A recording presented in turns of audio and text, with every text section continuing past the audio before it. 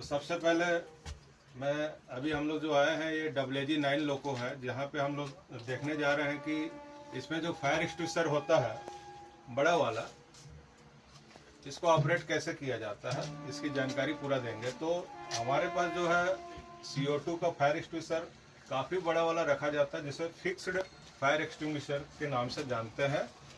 लेकिन इसमें जो नेट वेट है सिर्फ CO2 का, वो 22.5 kg का रहता है। और आप नीचे देख पा रहे हैं एक CO2 का फायर एक्सटिंग्विशर एक और दिया गया है, वो 2 kg नेट वेट है, मतलब सिर्फ गैस का 2 kg नेट वेट है। इस प्रकार से एक कैब में 2 फायर एक्सटिंग्विशर हो जाता है, बड़ा और छोटा मिला के। अब दूसरा कैब में जाते ही आपको फिर 2 मिलेंगे सेम टू सेम। इस प्रकार से एक पूरे लोको में WG9 हो, WG5 हो या WP7, सभी में 4 रहते हैं टोटल मिलाओगे तो। WG12 में वहीं पे आप देखेंगे कि बड़े वाले 2 ही मिलते हैं सेक्शन, एक सेक्शन में एक ही रहता है बड़ा वाला 45 kg का, जबकि यहाँ पे 22.5 kg का। इसको हमेशा मैनुअल ही ऑपरेट करना होता है। अब इसका देखते हैं कि क्या क्या जानकारी होना चाहिए हमको।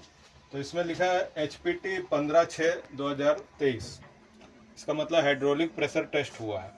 उसी के नीचे उसी का ड्यू डेट लिख दिया कि 23 में हुआ है, तो 28 में इसका ड्यू डेट है, तो हम इसको चला सकते हैं, रख सकते हैं, अलाउ कर सकते हैं। ठीक है, उसी प्रकार इसका स्टिकर लगा दिया गया है, सर्विस स्लिप बोलते हैं। तो मेंटेनेंस वाले जो है इसको लगाते हैं कि इसका कब रिफिलिंग हुआ, कब HPT हुआ है, कब इसका इंस्पेक्शन हुआ है, ड्यू डेट्स वगैरह इसमें लिखा गया है। उसी प्रकार एक आप देख रहे हैं इसमें लेबल भी चिपका हुआ जो कंपनी से आता है। जब ये आता है सिलेंडर नया वाला, तो एक लेबल लगा हुआ है, उसमें भी कुछ कुछ जानकारी मैन्युफैक्चरिंग से लेकर सब दिया गया है। तो इसमें आपको दर्शा देता है कि जब भी इसका जो नेट वेट है 10% लेस हो जाता है, तो आपको पूरा चेंज करना पड़ेगा फायर एक्सटिंग्विशर।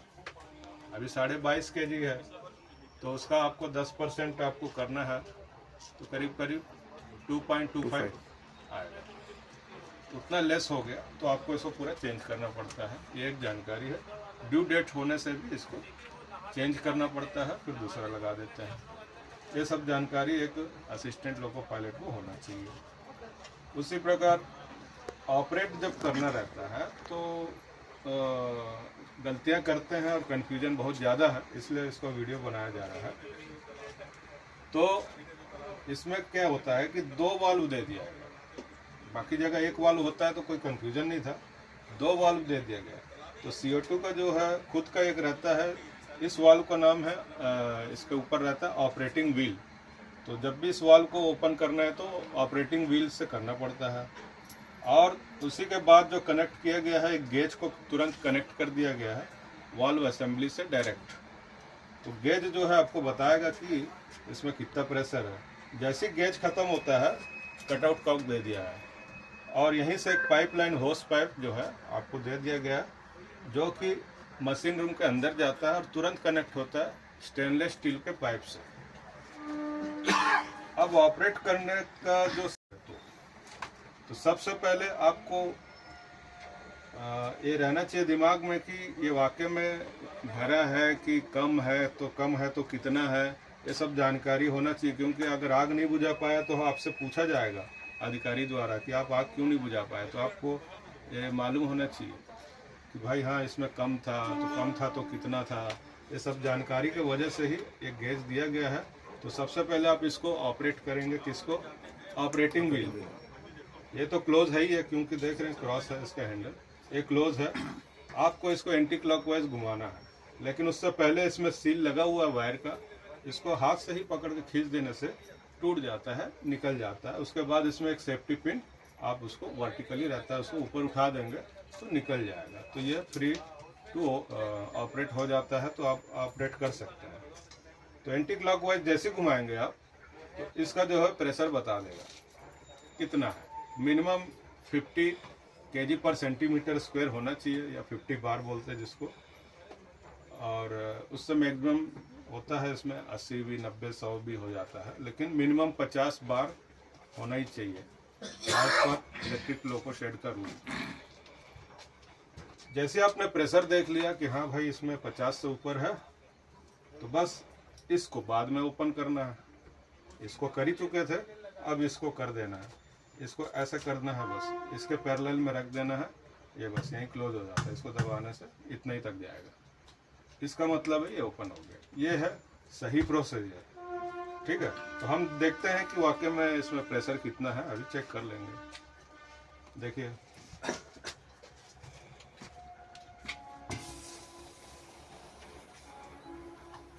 इसमें बता रहा है करीब करीब 70 kg पर सेंटीमीटर स्क्वायर का प्रेशर है, अवेलेबल है, ठीक है। जैसे आप इसको ओपन करेंगे तो पूरा प्रेशर आवाज अभी आएगा अंदर में। ये है प्रोसीजर सेम टू सेम। इसको क्या करेंगे, अब हम बंद कर देते हैं, क्योंकि इसको रखना है अच्छे से बंद कर दिए। उसके बाद करते ही ये 0 में आ गया, जो वहाँ था वो चला गया, ठीक है। ये काफ़ी ठंडा हो गया, क्योंकि मालूम है कोई भी गैस जब निकलता है काफ़ी कूलिंग इफेक्ट देता है। इसको छूने से आप देखेंगे बर्फ़ जमने ही वाला था, थोड़ा सा अभी 1-2 सेकंड और रुकते थे तो इतना कूलिंग सिस्टम रहता है। तो अब देखते हैं हम लोग इसका कनेक्शन और अंदर में क्या इसका रहता है, कैसा अरेंजमेंट रहता है। तो होस पाइप दिया हुआ है। अब देखते हैं पीछे में लेफ्ट और राइट इसका स्टेनलेस स्टील का पाइप जाता है, और कहाँ पे इसका आउटलेट है इसको चेक करेंगे, और कितना आउटलेट है। आउटलेट तो लेफ्ट साइड में 2 रहता है और राइट साइड में 2 रहता है, और लास्ट में हॉर्न दिया गया है, वो भी स्टेनलेस स्टील का ही है। चलिए आइए, ये देख रहे हैं होस पाइप आया हुआ है। होस पाइप आया है, हाँ वही वाला जो वहाँ से देखे थे। जी। उसके बाद पूरा स्टेनलेस स्टील में ये कनेक्टेड हो जाता है। यहाँ से अब यहाँ पे होस पाइप नहीं मिलेगा, पूरा स्टेनलेस स्टील का मिलेगा।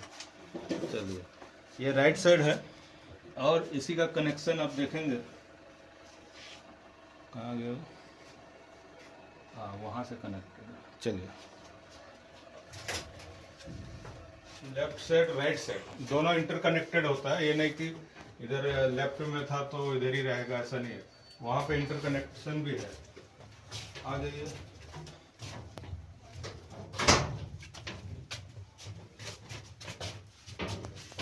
जैसे आप आए यहाँ पे एसआर के बाजू में,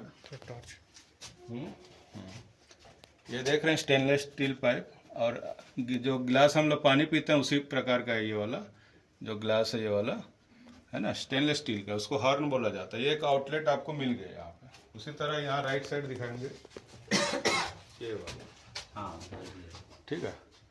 ये उस फायर एक्सटिंग्विशर के लिए कनेक्टेड है। ये दिख गया, ये हो गया। अब हम 2 देख चुके हैं, लेफ्ट और राइट में मिला के। फिर इधर एमआरबी के पास है ना, मशीन रूम ब्लोवर के पास आप देख रहे हैं, ये एक दिख गया आपको यहाँ पे। इसी के सामने आप फिर राइट साइड में भी देख सकते हैं, ये देखिए।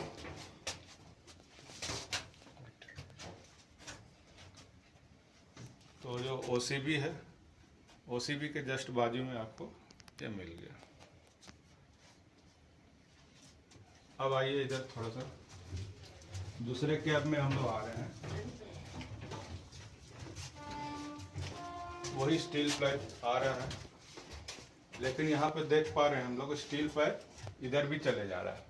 तो जो दोनों तरफ जो जाता है इस प्रकार से ही जाता है कि लेफ्ट और राइट दोनों, कोई भी एक फायर एक्सटिंग्विशर ओपन करिए वो दोनों तरफ को कवर कर लेता है, ठीक है। और ये असिस्टेंट लोको पायलट तरफ ही रहता है, देख पाए होंगे कैब में रहता है।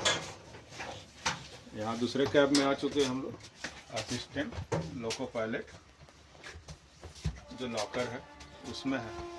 अब ऑपरेट करने से पहले आपको क्या करना है कि ये जो मशीन रूम का जो डोर है ये दोनों तरफ का क्लोज करना है, तभी तो बुझा पाएगा, नहीं तो गैस बाहर आ जाएगा ना।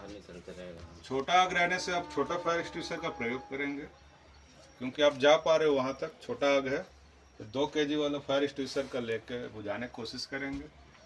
जब नहीं आप अनसक्सेस हो गए या बढ़ गया आग, तभी जाके ये दोनों डोर बंद किए और दोनों कैब में जाके इसको जो मैंने बताया उस प्रकार से ऑपरेट करेंगे। और कोई सवाल? ओके है सर? Yes sir. वो गैस का जो आवाज आया था सर, वो जो ग्लास नुमा था उसी में से आया था। हाँ, वहीं से आउटलेट है ना, हाँ, वहीं से आता है। और इसका जो हम बता दूं रिफिलिंग 5 साल का होता है और लाइफ जो है 15 साल का होता है।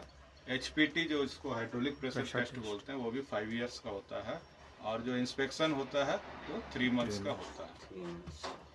ठीक है, ये इसका स्टैंडर्ड रूल है according to Bureau of Indian Standard BIS के अनुसार। ठीक है, थैंक यू। Yes sir.